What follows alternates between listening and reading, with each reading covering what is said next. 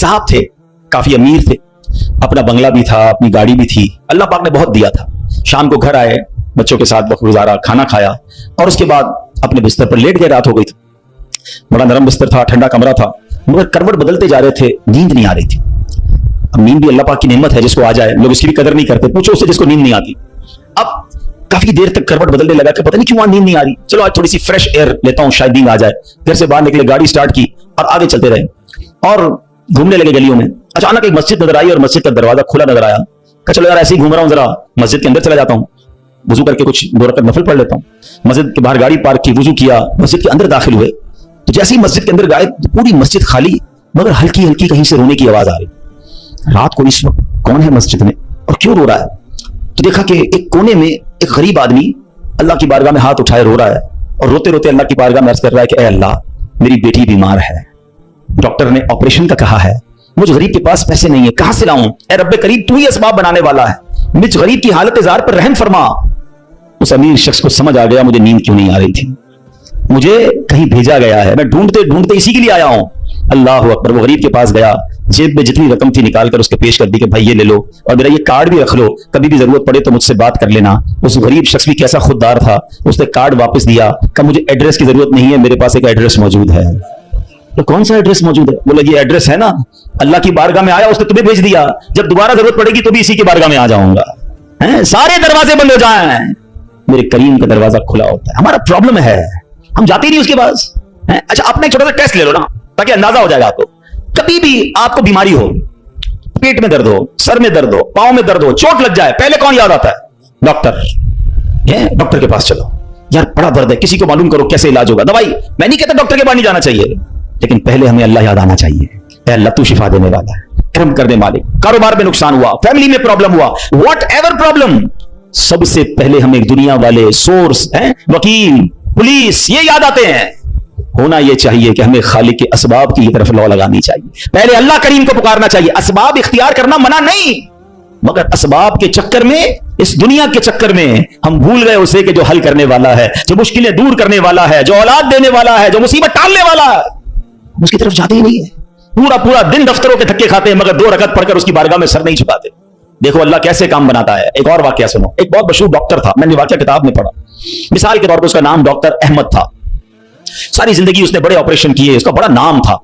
अब हुकूमत ने ऐलान किया कि इसको गोल्ड मेडल देना है, life time achievement award.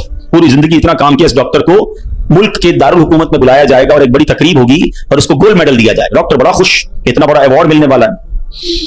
Doctor साहब ने फ्लाइट बुक की, जहाज में बैठे, जैसे ही जहाज उड़ा तो कुछ देर के बाद जहाज, मौसम खराब हो गया और जहाज में कोई प्रॉब्लम हो गई, तो जहाज को रास्ते में किसी छोटे से एयरपोर्ट पर उतार लिया गया। डॉक्टर साहब जहाज से निकलकर अमले के पास जाते हैं कि भाई कब जहाज उड़ेगा, मेरी तो वहां बहुत अहम तकरीब है और सारा प्रोग्राम मेरे लिए सजाया गया है, मैं चीफ गेस्ट हूं, मुझे गोल्ड मेडल मिलेगा, बताएं दोबारा जहाज कब उड़ेगा? का सर छोटा सा एयरपोर्ट है, जहाज का प्रॉब्लम बड़ा है, इतना जल्दी ठीक नहीं होगा, आपको अगर पहुंचना जरूरी है तो आप कोई गाड़ी लें किराए पर और बाय कार चले जाएं, आप पहुंच जाएंगे अपनी तकरीब से पहले। डॉक्टर ने कहा यह भी आइडिया ठीक है, जहाज के इंतजार में कहीं मेरा प्रोग्राम ही मिस ना हो जाए। डॉक्टर साहब ने गाड़ी बुक की, रेंट कार ली। जैसे ही रास्ते में गए तो जबरदस्त बारिश, आंधी तूफान। उस अंधेरे में, उस आंधी तूफान में डॉक्टर साहब रास्ता भूल गए और किसी मेन हाईवे से निकलकर गांव के रोड पे चढ़ गए। बहुत देर तक रास्ते में, अब भूख भी लग रही, खाना भी नहीं खाया, अंधेरा, गुप्त बारिश हो रही है। अचानक एक छोटा सा गांव में घर नजर आया जिसमें एक बल्ब जल रहा था। डॉक्टर साहब ने कहा अब तो हालत ऐसी हो गई, दरवाजा खटखटाया। एक बूढ़ी औरत ने दरवाजा खोला, कब माँ जी कुछ खाने पीने को मिलेगा, बहुत बारिश हो रही, तब बेटा अंदर आ जाओ। वो अंदर चला गया, माँ जी ने बड़ी मोहब्बत से उसे पानी भी दिया, कुछ खाने को भी दिया। थोड़ी सांस में आई तो डॉक्टर ने देखा कि बराबर में बिस्तर पर एक नौजवान लेटा हुआ था। अब माँ जी ये कौन है? कहा बेटा मेरा बेटा है। क्या हो गया ऐसे? कहा इसको बहुत बड़ी बीमारी है। माँ जी इलाज क्यों नहीं करवाती? माँ जी कहती मैंने गांव के डॉक्टर को दिखाया है, डॉक्टर कहते हैं हमारे वतन में एक ही डॉक्टर है जिसका नाम डॉक्टर अहमद है, वही इसका इलाज कर सकता है, मगर बेटा मैं गरीब माँ हूं, मैं अपने बेटे को कहां से डॉक्टर अहमद के पास ले जाऊं, न पैसे हैं न किराया है, बस रोज अल्लाह से दुआ करती हूँ अल्लाह तू कारसाज है, मेरे बेटे को शिफा दे दे या डॉक्टर अहमद के पास पहुंचा दे। डॉक्टर अहमद रोने लगा, कहता है माँ जी मैं ही डॉक्टर अहमद हूं और अल्लाह ने मुझे तेरे घर पे भेज दिया है। जहाज का खराब होना, छोटे एयरपोर्ट पर उतरना, रेंट कार लेना, रास्ता भूल जाना, किसी और घर पे न रुकना, उसी झोपड़ी के किनारे पर रुकना और उस घर में जाना और उस मरीज का इलाज करना। अब भी नहीं मानोगे, इन्नल्लाह अला कुल्लि शैइन कदीर, मेरा रब जो चाहे वो करने पर कादिर। बस हमारा भरोसा ही जाता है। हम समझते हैं दुनिया वाले साथ देंगे, हम समझते हैं दुनिया वाले मसला, अरे दुनिया वाले तो दुख ही दुख देते हैं। अपना प्रॉब्लम बताओ तो हंसते हैं, हमसे कहते फिक्र ना करो, दूसरों को बताते देखो इसका ये मसला है, ये फलां काम के लिए आया था, है इतनी बड़ी बड़ी बातें करता है, इसका ये मसला है। हमारे मसले को एंजॉय करती है दुनिया, कौन साथ देता है आज? मगर जो हमारे ऐबों पर पर्दा डालने वाला, जो हमें बचपन से लेकर आज तक नवाजने वाला, जो हमारे गुनाह होने के बावजूद हमें अता करने वाला है, वो हमारा रब्बे करीम है। अरे जो हमारी मां से ज्यादा हमें चाहने वाला है, उसे क्यों नहीं पुकारते, उसकी तरफ तवज्जो क्यों नहीं करते? हालांकि उसकी रहमत तो उसके दरवाजे खुले हुए हैं, वो तो देना चाहता है, मगर काश जो तवज्जो रिक्वायर्ड है, जो दिल से दुआ मांगना है, वो अल्लाह मुझे और आपको नसीब फरमा दे। और फिर अल्लाह को पुकारे ना। मैंने कहा ना, गुनाहगारों का भी वो रब है, वो नेकों का रब तो है, वो गुनाहगारों को कैसे नवाजता है। एक और वाकया सुनो, उयूनुल हिकायात, ये बड़ी प्यारी किताब है मकतबतुल मदीना से, अगर आप इसे लेंगे तो इसमें बड़ी जबरदस्त वाकयात मौजूद हैं। माजरा यह है कि हजरत बिक्र बिन अब्दुल्ला फरमाते हैं कि पिछली कौमों में एक बहुत सरकश, गैर मुस्लिम और जालिम बादशाह था। वो अल्लाह पाक की नाफरमानी में हद से बड़ा हुआ था। एक मरतबा एक जंग में बादशाह को गिरफ्तार कर लिया गया। अब इतना जालिम था कि जिन्होंने गिरफ्तार किया था उन्होंने कहा इस जालिम बादशाह को तो तड़पा तड़पा के मारना है। तो तय ये पाया कि इसको ऐसा करो कि तांबे की एक देग में डालते हैं और इसको ऊंची जगह पर लटकाते हैं और नीचे आग जलाते हैं ताकि ये जल भून कर मर जाए। ऐसे किया गया, तांबे की देग बनाई गई, नीचे आग लगा दी गई। अब आहिस्ता आहिस्ता जो है वो देग गर्म हुई, बादशाह की हालत खराब हुई। देग गर्म हो जाए तो जिस्म झुलसने लगा। उसने पहले तो झूठे खुदाओं को पुकारा, मगर जिस सारी जिंदगी जिनके आगे पेशानी रगड़ी थी उन्होंने क्या जवाब देना था? किसी ने कोई जवाब नहीं दिया, कोई मदद नहीं आई। अल्लाह अकबर। अब जब सब उम्मीदें टूट गई ना, सब उसको पता चल गया कि अब मेरा आखिरी वक्त आ गया, अब मैं गया, अब मैं मारा जाऊंगा।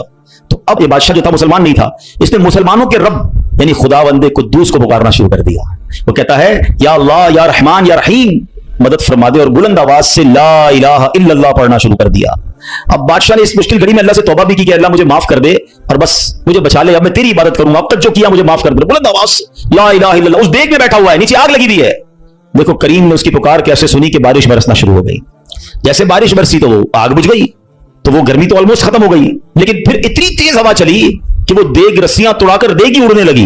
अच्छा, वो बादशाह ला इलाहा इल्लल्लाह की आवाजें बुलंद कर रहा है और देग उड़ रही है। अब देग उड़ते उड़ते उड़ते गैर मुस्लिम कौम का जो कबीला था वहां जाके गिर गई। अब जब वहां गई तो लोग हैरान कि ये कैसी देग जो उड़ते हुए आ रही है और उसमें बंदा बैठा हुआ वो ला इलाहा इल्लल्लाह पढ़ रहा है। तो जब वो गैर मुस्लिम करीब आए तो उस बादशाह ने बाहर निकलकर अपना वाकया सुनाया कि सुनो, मैं गैर मुस्लिम था, अपने अल्लाह के सिवा झूठे खुदाओं की पूजा करता था, मैंने कलमा पढ़ा, अल्लाह ने इस मुसीबत से निकाल दिया और मुझे यहां पहुंचा दिया, पूरा गांव कलमा पढ़कर मुसलमान हो गया। अल्लाह की जो ना कुदरत के नजारे हैं, अल्लाह ऐसे निकालता है बंदे को कि समझ भी नहीं आती।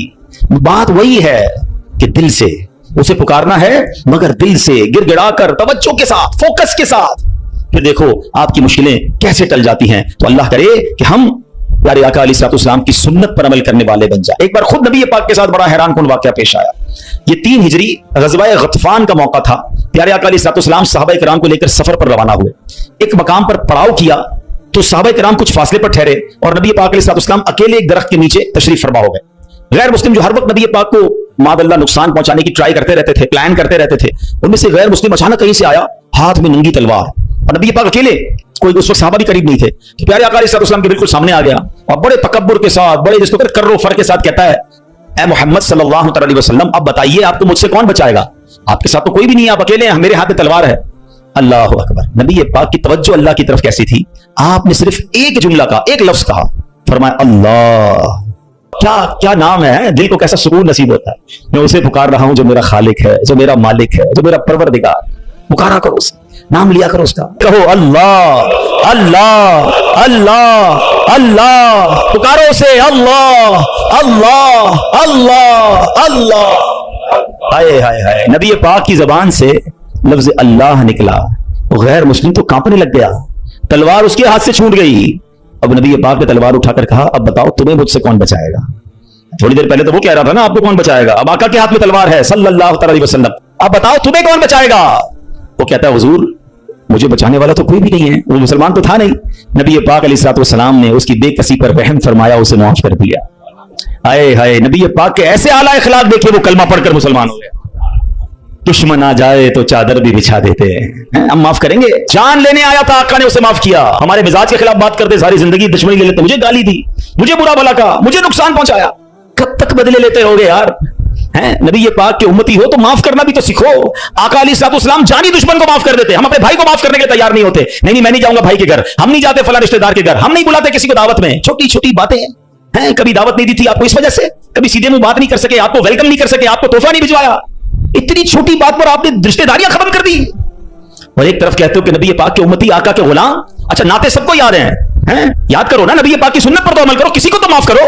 बंदा कहता मैं बताता हूं, मुझे गाली दी है, अब मैं बताता हूं। वो एक गाली देता है, इधर से 7 गालियां जाती हैं। और सही बात यही है, जो कहता है ना मैं बताता हूं, वो वाकई बता देता है वो कौन है, उसके अंदर कितना गंद भरा हुआ है। अगर वो आपके साथ बुरा कर रहा है तो आपको किसने इजाजत दी है बुरा करने की? एक अजीब सा जुमला मशहूर कर दिया गया है, जनाब हम शरीफ के साथ शरीफ हैं, बदमाश के साथ बदमाश हैं। मुझे आज तक समझ नहीं आया कौन सा बटन लगा हुआ है आपके अंदर भाई। शरीफ के साथ शरीफ होते हो, बदमाश आता है, आप भी बदमाश बन जाते हो, तो फिर तो आप भी बदमाश हुए ना भाई। शरीफ आदमी शरीफ के साथ शरीफ होता है, बदमाश के साथ भी शरीफ होता है, तभी तो बदमाश की इस्लाह होगी ना। मुसलमान हुआ ना ये शख्स, नबी पाक ने माफ कर दिया। तो खुदारा आका की सुन्नत को अदा करें, और जैसी भी मुश्किल, जितनी बड़ी मुश्किल हो, आप बस दुआ करें, अल्लाह को पुकारें, अल्लाह को याद करें, तवज्जो अल्लाह की तरफ जाए। अच्छा, एक और चीज, एक और टेस्ट करते हैं। कोई नुकसान हो गया है, कोई तकलीफ हो गई, आप हमारी हम जिस जनरेशन के, मैं जिस जनरेशन का हूं, शायद अब तो ऐसा नहीं है, जो बुजुर्ग बैठे उनसे पूछें कि हमारी माएं या हमारी नानी दादी बच्चे को सुलाती थी तो जिक्रुल्लाह करके सुलाती थी, हैं? आमीना बीबी के गुलशन में कैसे पढ़ती थी? आमीना बीबी के गुलशन में आई है ताजा बहार, पढ़ते हैं सल्लल्लाहु वसल्लम आज दरो दीवार, नबी जी अल्लाह अल्लाह अल्लाह ला इलाहा हो अल्लाह अल्लाह अल्लाह ला। रात बच्चे को सुला रहे हैं तो जिक्र इलाही हो रहा है, नाते सुनाई जा रही हैं, बच्चे को कुछ लग जाए तो हस्बी अल्लाह या अल्लाह खैर है। अब तो अजीब अजीब बातें हैं। रात को मोबाइल पकड़ा दिया हाथ में, गाना देखते हुए, म्यूजिक देखते हुए, कार्टून देखते हुए, अब्बा भी सो रहा है, बच्चा भी सो रहा है। सुबह उठते ही भाई वुजू करवा के फजर पढ़ाया जाता था, कलमा पढ़ाया जाता था। मुझे अपना याद है, हम जब छोटे थे तो स्कूल जाना होता था, तो फजर की नमाज के बाद फिर सो गए, तो हमारे उस वक्त रेडियो पाकिस्तान पे, जो मेरी उम्र के लोगों को उनको पता होगा, अब तो पता नहीं है, सुबह 7 बजे जो ना वो दुरूद पाक चलता था, हैं? अल्लाहुम्मा सल्ले अला सय्यदिना मुहम्मदिन नबियल उम्मी व अला आलिहि व सहबिहि वस। मुझे याद आ रहा होगा, ये कंटिन्यू चलता था, तो वालिदा वो उसको ऑन करके बड़ी आवाज कर देते थे, तो खुद ही आंख खुल जाती थी, खुद ही दुरूद से उठाया जा रहा है। ये अंदाज था हमारे घरों का कि सुबह सुलाते उठाते वक्त, रात सुलाते वक्त, बच्चे घर से जा रहा है, अल्लाह रसूल के हवाले है, गौस पाक के हवाले, यानी हमारी ट्रेनिंग इस तरह होती थी कि बात बात पर अल्लाह का जिक्र, अल्लाह के रसूल का जिक्र। अब तो कोई तकलीफ हो, ओ पता नहीं अंग्रेजी में पता नहीं क्या क्या आवाजें निकाल रहे होते हैं, मादल्ला गालियां मुंह से आ रही होती, लेकिन है ही नहीं। पहले तो जुबान से या अल्लाह खैर, फौरन जिक्र इलाही, यानी हमारी ट्रेनिंग ये हुआ करती, होनी भी यही चाहिए मुसलमान की कि हम तकलीफ में भी। अच्छा, फिर एक और अजीब बात पता है क्या है? चलें अब मैं दूसरी तरफ ले आता हूं अपनी गुफ्तगू को, कि तकलीफ में तो हम अल्लाह को याद करते हैं, जब तकलीफ खत्म हो जाए तो फिर कहां चले जाते हैं? अच्छा, बाजू का पता है क्या, अचानक मस्जिदों को नया आदमी नजर आने लगता है ना, टोपी भी पहनी हुई, हाथ में तस्बीह भी है, खैर तो ये किधर से आया भाई? 5 नमाजें भी पढ़ रहा है, बाजू का नमाज से भी पहले आ जाता है, फिर पूछो खैर तो है, बस वो वालिदा हॉस्पिटल में है या फलां प्रॉब्लम है। बहुत अच्छी बात है, मैं खुदा ना खास्ता डिस्करेज नहीं कर रहा, मगर इधर वो प्रॉब्लम दूर हुई, इधर मरीज ठीक हुआ, इधर मसला हल हुआ, वो बंदा ही गायब हो गया मस्जिद से। तो ये क्या है? हम खुशी में भी अल्लाह के बंदे हैं, हम गम में भी अल्लाह के बंदे हैं, हम गमों में भी उसे पुकारें, हम खुशी में भी उसे याद रखें। और ये बात मैं नहीं कह रहा, ये अल्लाह करीम ने कुरान मजीद फुरकान हमीद में इरशाद फरमाया, और ये काफिरों की आदत अल्लाह ने इरशाद फरमाई। सुनो, अल्लाह कुरान में फरमाता है, व इज़ा मस्सल इंसान दुर्रु दआना लिजंबिही औ काइदन औ काइमा। अल्लाह फरमाता है जब आदमी को तकलीफ पहुंचती है तो लेटे हुए और बैठे हुए और खड़े हुए हर हालत में हमसे दुआ करता है। बहुत अच्छी बात है, मगर आगे क्या हुआ? अल्लाह फरमाता है फिर जब हम उसकी तकलीफ दूर कर देते हैं तो यूं चल देता है गोया कभी किसी तकलीफ के पहुंचने पर हमें पुकारा ही नहीं था, याद ही नहीं रहता अल्लाह का घर। सच बताओ, ऐसा हम नहीं करते? प्रॉब्लम हो तो घर में कुरान खानी कराओ, दुरूद पाक का खत्म करवाओ, इमाम साहब के पास चलते हैं, दुआ करवाते हैं, जरा मस्जिद में दुआ करवानी है। अरे भाई दुआ कर दी, तुम्हारा मसला हल हो गया, अब गए किधर? ये अल्लाह पाक से क्या ताल्लुक बना रहे हो? ऐसा ना करें। देखिए, आप अपने अपने अंदाज में समझें, मैं बिना तमसील समझा रहा हूं। कोई बंदा वो है जो आपसे जब मिलता है अपने मतलब के लिए मिलता है, बल्कि ऐसे भी लोग होते हैं जब बातें समझ आ जाती है, यार कोई काम ही लेकर आया होगा, इसका कोई मसला अटका है ना तो आज चेहरा दिखाया है, तो उस बंदे की क्या इज्जत होती है आपके पास। और एक बंदा है जो रोज मिलता है, मोहब्बत करता है आपसे आपके पास आके बैठता है, कभी कभी मसला भी बयान कर देता है, लेकिन मसला ना भी हो तो आपके पास जरूर आता है, वो दोस्त होता है ना, फर्क है ना, एक मतलब के वक्त तुम्हारे पास आता है, एक रोज तुम्हारे साथ पास आता है। अब बिला तमसील समझो, जो मतलब के वक्त अल्लाह की बारगाह में जा रहा है, जो किसी मुश्किल के वक्त रब के पास जाता है, और जैसे ही रब अपने कर्म से मुश्किल आसान कर दे वो गायब हो जाता है। तो ऐसा ना किया करो, अल्लाह के घर में आया करो, मस्जिदों में बैठा करो, नमाजों की पाबंदी किया करो और अल्लाह को हर हाल में पुकारा करो। फिर देखो वो रब करीम आपकी कैसी कैसी मुश्किलें आसान फरमाएगा। और हमारे असलाफ तो किस तरह अल्लाह को गम में याद किया करते। अल्लाह अकबर। एक बार बड़ा खूबसूरत वाकया, फिर इंशाल्लाह अपना बयान में खत्म करता हूं। अबुल हसन सिरी सकती रहमतुल्लाह अलैह का वाकया। आपकी खिदमत में एक मतलब आपकी पड़ोसन आई और अर्ज करती है कि अबुल हसन, रात मेरे बच्चे को सिपाही उठाकर ले गए और उसे बड़ी तकलीफ देंगे, आप कुछ कीजिए, मेरे बेटे के लिए सिफारिश कीजिए। और उस पड़ोसन की फरियाद सुनकर सैयदना अबुल हसन ने क्या किया, जानमाज बिछाई या खड़े हुए और खुशी खुशू के साथ नमाज शुरू कर दी। अब पड़ोसन कह रही, मैं इनसे सिफारिश कराने नहीं हूं, बच्चा मेरा जेल में है, पता नहीं कितनी पिटाई करेंगे उसकी, और ये हजरत नमाज पढ़ने लग गए। अच्छा, नमाज भी आपने बड़ी तवील ना, मजेदार खुशी खुशू से पढ़ रहे हैं। अच्छा, जब काफी देर हो गई ना तो वो औरत कहती है, हजरत जल्दी करें, मेरे बच्चे को कैद में डाला हुआ है वो, और उसकी तकलीफ पहुंचाएंगे। आपने जल्दी नहीं किया, आपने सुकून से नमाज पढ़ी और जब नमाज से सलाम फेरा ना तो कहा, मेरी बहन, तुम्हारा ही तो मामला हल करवा रहा था, तुम्हारा मसला ही तो हल कर रहा था। अभी आपने कहा तो पड़ोसन भागती हुई, उसकी बच्ची भागती गई, अम्मी घर आ जाए, भाई आ गया वापस, बेटा घर आ गया। आपने कहा, मैं वही तो मसला हल कर रहा था, जिधर से हल होना है उधर आपने रुजू कर लिया। ये तरीका बता दिया हमें। प्रॉब्लम होना वुजू करें और 2 रकात सलातुल हाजात पढ़ें। हाँ, अल्लाह के पास, या अल्लाह तेरी बारगाह में आ गया हूं, जो प्रॉब्लम है, आपकी रिपोर्ट गलत आ गई है, आपकी डॉक्टर कहता है प्रॉब्लम है, आपको जनाब कोई कर्जे का मसला आ गया है, कोई भी प्रॉब्लम, माल खराब हो गया है, 2 रकात पढ़े। किसी के पास पहले ना जाओ, पहले अल्लाह के पास। अल्लाह भेजेगा आपको, अल्लाह आपके पास रास्ते बनाएगा। आप इंशाअल्लाह नमाज पढ़ें, अल्लाह को पुकारें, आपको इंशाअल्लाह ऐसा रास्ता सुझाई देगा कि काम सारे सीधे हो जाएंगे। हम पहले कहीं और जाते हैं, हम रब के पास क्यों नहीं जाते? हम सब के पास जाते हैं, हम रब के पास नहीं जाते। हम सब पर भरोसा करते हैं, हम रब पर भरोसा नहीं करते। आज के इस बयान में एक बात सीख कर जाना है कि मेरी मुश्किलों को हल करने वाला कौन है। जोर से बोलो ना, एक बार और बोलो। परेशानी दूर करने वाला कौन है? बीमारी दूर करने वाला कौन है? मुसीबत टालने वाला कौन है? मुझे इज्जत देने वाला कौन है? मुझे जिल्लत से बचाने वाला कौन है? मुझे दुश्मनों से बचाने वाला कौन है? मेरे गमों को दूर करने वाला कौन है? मेरी बेकरारी को दूर करने वाला कौन है? दिल में चैन डालने वाला कौन है? अरे मुझे अपने घर काबे को दिखाने वाला कौन है? मुझे हज पर बुलाने वाला कौन है? मुझे मदीने की हाजिरी का शरफ देने वाला कौन है? मुझे अपने महबूब का सच्चा आशिक बनाने वाला कौन है? मुझे गुनाहों के दलदल से निकालकर नेकियों के रास्ते पर चलाने वाला कौन है? और सुनो, इंशाअल्लाह मुझे जन्नत में भेजने वाला कौन है? तो जब सब देना उसने है, सब मिलना उससे है, फिर क्यों जाते उधर? उसका दर थाम लो, उससे मोहब्बत करो, उस पर यकीन करो और उससे पुकारो। मैंने आज आपको कुरान के जरिए, हदीस के जरिए, वाकयात के जरिए समझाया कि जब जब उसे पुकारा गया है उसने अपने कर्म के दरवाजे खोले हैं और उसने मुसीबतों को हल कर दिया है। हाँ, कभी कभी ऐसा जरूर होता है कि मैं जो मांगू मुझे नहीं मिलता, मैं जो मांगू उसमें लेट हो जाता है। अब उसमें शैतान दिमाग में ख्यालात डालता है कि सारी बातें तो मौलाना साहब ने कर दी, मगर मैं तो बहुत सालों से दुआ कर रहा हूं, मेरा तो मसला ही हल नहीं हो रहा। मैं तो रो रो के दुआ भी करता हूं, तहज्जुद में भी दुआ की, काबे के सामने जाकर भी दुआ करके आया, फलां बहुत बड़ी नेक शख्सियत से भी दुआ कराई। हाँ, अब ये वसवसा भी आज समझ लो, इसको हल कर लेते हैं ना। अल्लाह से हर हाल में मोहब्बत करनी है, ठीक है। अब इसके बहुत सारे जवाब बन सकते हैं। पहले तो मैं आपको एक हदीस सुना देता हूं ताकि आपको तसल्ली हो जाए। हदीस पाक में आता है जिसका मजमून है कि जब कोई फाजिर, फासिक, गुनाहगार, काफिर अल्लाह को पुकारता है ना तो अल्लाह फरिश्तों को फरमाता है इसका काम जल्दी कर दो, मुझे इसकी आवाज पसंद नहीं आ रही है। और जब कोई अल्लाह का प्यारा उसे पुकारता है ना, अल्लाह फरिश्तों से फरमाता है अभी इसका काम ना करना, इसको और पुकारने दो, मुझे इसका पुकारना पसंद आ रहा है। सच बताओ ना, मैं मांगू और मुझे मिल जाए ये अच्छा है, या कभी जिंदगी में तो कोई एक ऐसी दुआ कर लूं कि अल्लाह जिब्रील से फरमाए कि जिब्रील इसका काम ना करना, इसको और पुकारने दो, इसको और गिड़गिड़ाने दो, मुझे इसका गिड़गिड़ाना पसंद आ रहा है। मेरी तो जिंदगी वसूल हो गई ना कि मेरा पुकारना अगर रब को पसंद आ रहा है तो मुझे और क्या चाहिए।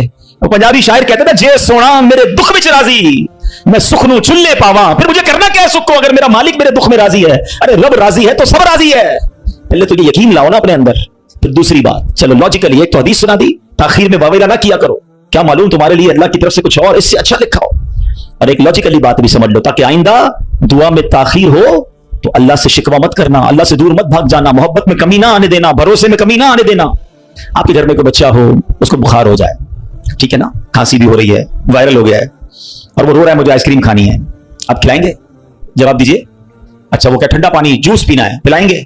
अच्छा, वो रोने लग जाए, खूब रोए, जिद करे, आप एक दोस्त भी बराबर में बैठा हो, यार कैसे जालिम बाप हो, आपका बच्चा रो रहा है, खिला दो ना आइसक्रीम, जूस पिला दो, क्या जाता है?